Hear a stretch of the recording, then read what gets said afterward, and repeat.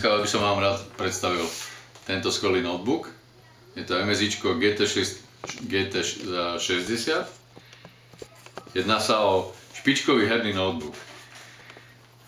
Hneď na začiatok vám ukážem spodok toho notebooku. Sami môžete vidieť osadenie RAM pamäti, dva harddisky, ktoré sú zapojené do RAIDu a každý z nich má kapacitu 750 GB, to znamená užívateľ dostáva k dispozícii 1,5 TB.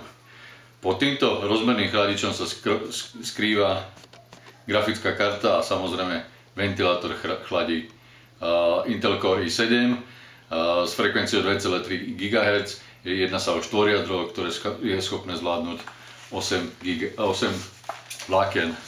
Čo sa týka vnútrajšku, 15,6 palcový displej disponuje Full HD rozlíšením, to znamená 1920x1080 pixelov.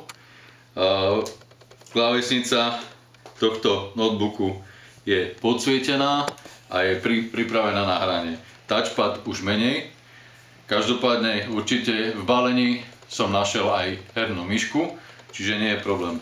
Sami si môžete teraz pozrieť, ako je podsvietená, čiže nie je problém hrať aj v minimálnom osvetlení.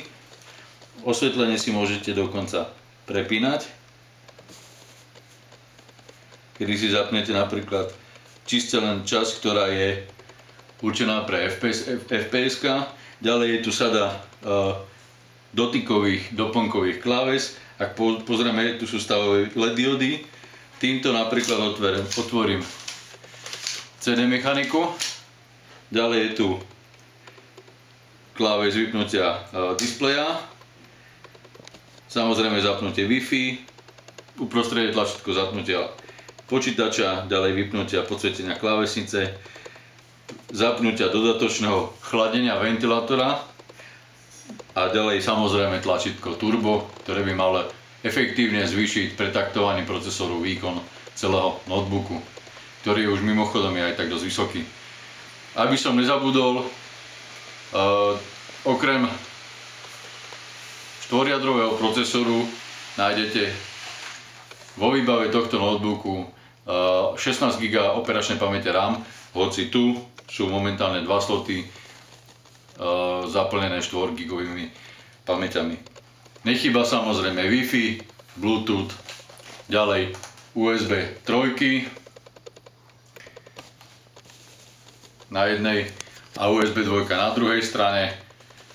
Vzadu ďalej konektory ako výstupy na monitory, čiže VGAčko, HDMI a kombinovaná iSATA s USBčkom, no a samozrejme sieťový konektor. Dokonca aj napájací konektor je umiestnený vzadu.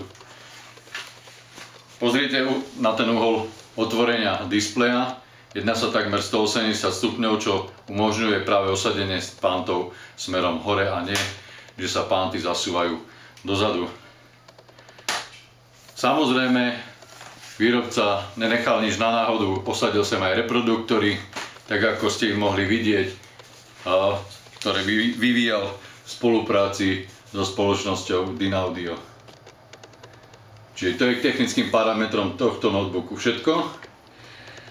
A v ďalšom video vstupe si môžete pozrieť tento notebook priamo v akcii.